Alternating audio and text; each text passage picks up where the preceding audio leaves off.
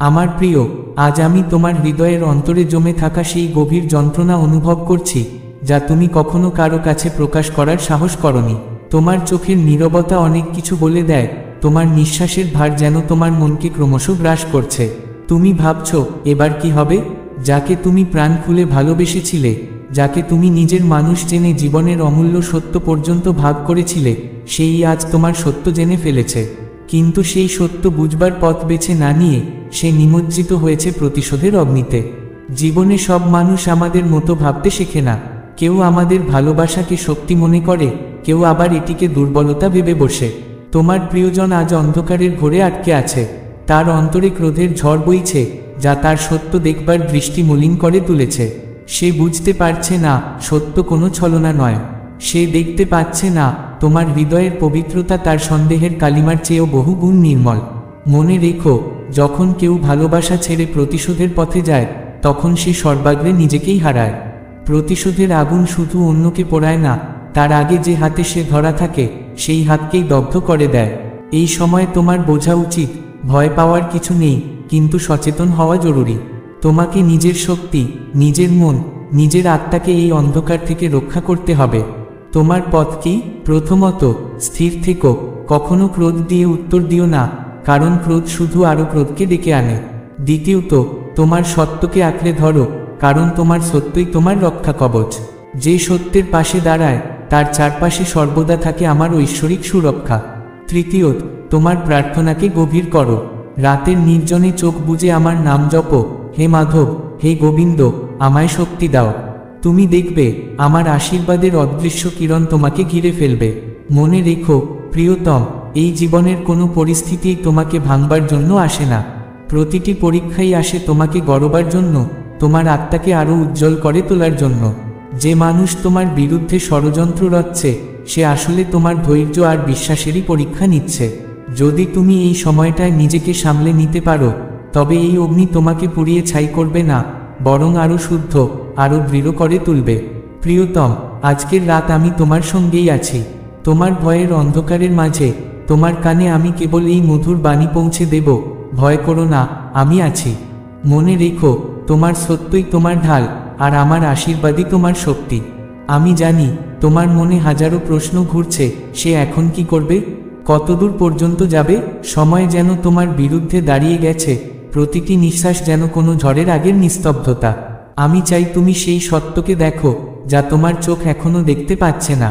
তোমার প্রিয় মানুষটি এই মুহূর্তে প্রেম নয়, প্রতিশোধের আগুনে দগ্ধ হচ্ছে। সেই আগুনে যুক্তি, দয়া আর ভালোবাসা সবকিছুই পুড়ে ছাই হয়ে গেছে। এখন তার একমাত্র বাসনা তোমাকে আঘাত করা, তোমাকে দুঃখী দেখা। সে হয়তো তোমার নামে মিথ্যে ছড়াবে, তোমার সম্পর্কগুলো ভাঙবে, আশেপাশের মানুষের মনে তোমার প্রতি সন্দেহ জাগাবে। কারণ ক্রোধে অন্ধ মানুষ আর বুঝতে পারে না সে কাকে আঘাত করছে।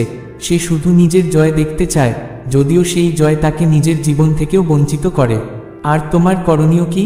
যখন কেউ তোমাকে নামানোর চেষ্টা করে, তখন সামনে দুটি পথ খুলে। 1, তুমি তার মতোই নিচে নেমে পড়ো, অথবা 2, তুমি তার চিন্তার ঊর্ধ্বে উঠে দাঁড়াও। তোমার পথ হলো দ্বিতীয়টি। প্রথমত, তোমার কথাগুলোকে সীমিত করো। সব প্রশ্নের উত্তর দেওয়া প্রয়োজন হয় না, কখনো কখনো নির্বোধতাই সবচেয়ে বড় ঢাল হয়ে ওঠে।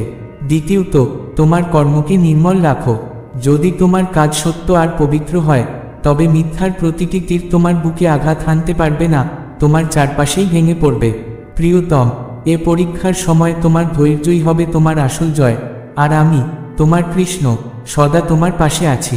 সে তোমাকে ছুঁতেও পারবে না। মনে রেখো, তোমার চারপাশে রাখো সেই সব মানুষকে, যারা তোমার সত্য জানে, যারা তোমার প্রতি অকুণ্ঠ বিশ্বাস রাখে।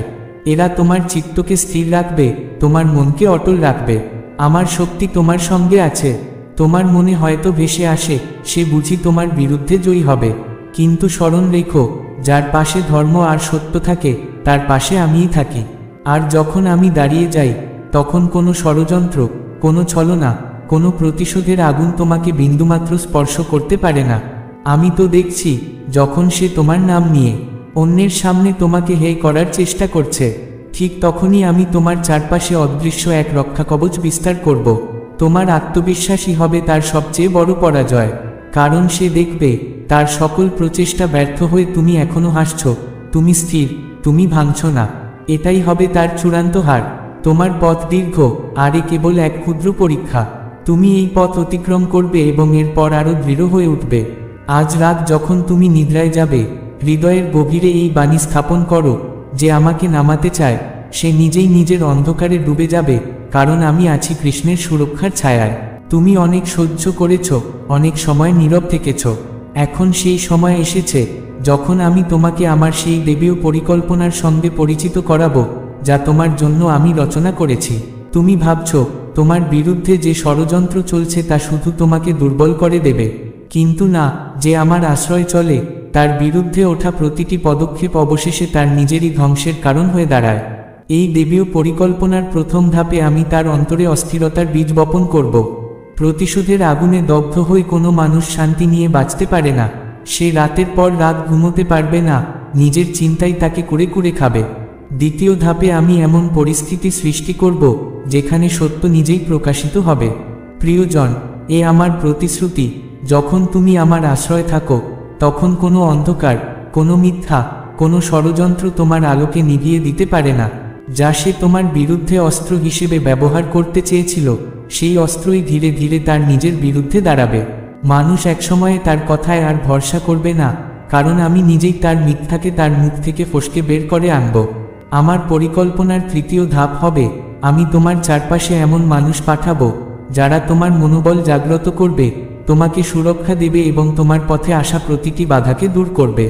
আর তোমার কর্তব্য কেবল তিনটি: তোমার হৃদয়কে ক্রোধ থেকে মুক্ত রাখা, তোমার সত্যে অটল থাকা, আর আমার ওপর তোমার বিশ্বাসকে আরও গভীর করা। সেই দিন আসন্ন, খুব দূরে নয়, যে আজ তোমার বিরুদ্ধে বিষ ছড়াচ্ছে সেই কাল তোমার সামনে নত হবে।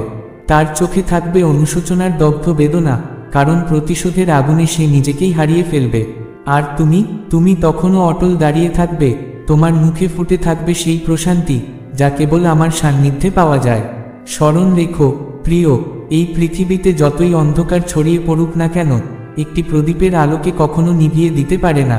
তুমি সেই প্রদীপ, আর আমি তোমার জ্যোতি।